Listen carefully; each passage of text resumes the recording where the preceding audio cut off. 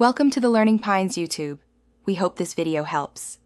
You now create the Publisher Center entry and verify ownership so Google trusts your source.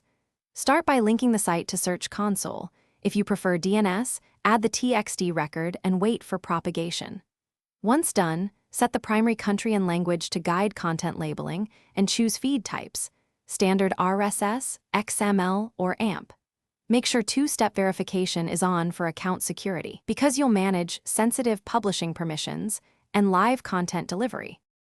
Next, you build out sections and feeds so Google indexes precisely what you want surfaced. Create logical sections, news, opinion, local, and point each to a feed URL or section page. Map metadata fields consistently, title, summary, publish date, image, author, and tags, because structured data improves indexing and presentation. Once configured, validate feeds in the Publisher Center and use schema. Org markup on pages. This reduces errors and speeds approval. If pagination or live updates exist, confirm timestamps are accurate.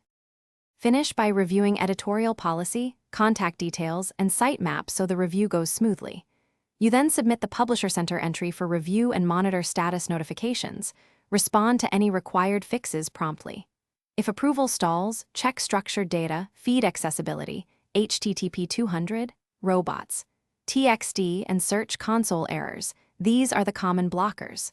If content fails to appear after approval, recheck timestamps and canonical tags, because incorrect canonicalization often hides articles from Google News. Thanks for watching. Consider subscribing if we helped you.